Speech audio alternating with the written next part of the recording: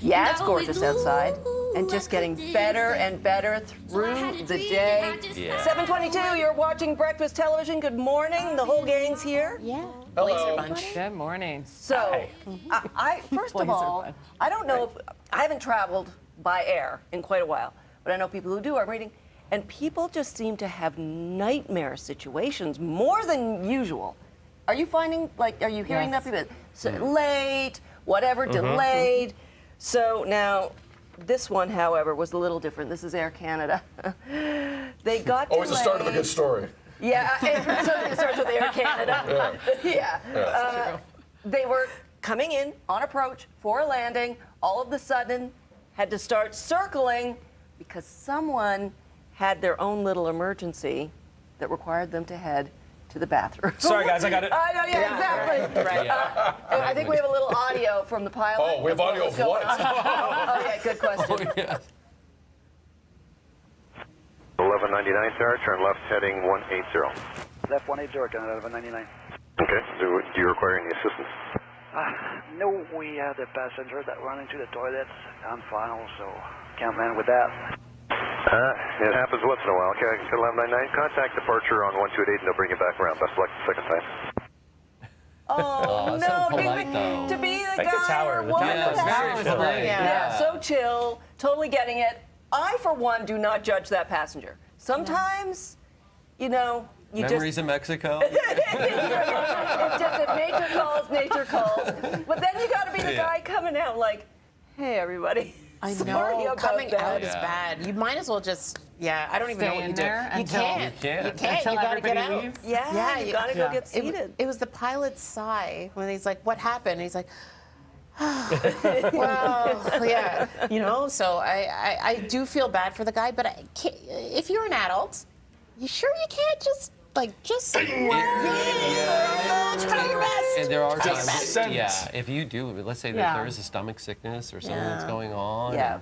and there's part where you don't have control, like, what are you gonna do? Like, you're kind of, Yeah. it's a catch-22 in many different ways, Or right? a symptom, like maybe they have IBS or Yeah. Crohn's or something like Right. that, right? Which be. oftentimes, you truly can't stop yourself. So it could have been something like that. I don't know the age of the Yeah. person, but I mean, if it were my grandfather at the time, I don't know the age, but my grandpa would have been. And that's I'm what going to you- hold up this plane. And you hope That's it's somebody what's like happening. that. You hope it's not somebody that's just ignorant, where Yes. you just get up and go to the bathroom and they're ignoring everything. Well, You like hope all the, it's not that all the person. viral videos we're seeing on different flights of people that are just complete jerks, Right. that don't care or have any regard for anybody else. Yeah, I think if somebody went at that point, they had There to, was a whatever it was an situation. emergency that was like, I can't do this anymore. There either I do it in there or I'm doing it Right, right or here, we're all whether in it it's the together. front or the back, whatever it is, we're doing it in the middle of the plane or in the bathroom. So I'd rather you go to the bathroom and we do a little loop-de-loop, get down there Then we're without back any on. steady Yeah. sticks. Doop and poopity-poop. Yeah.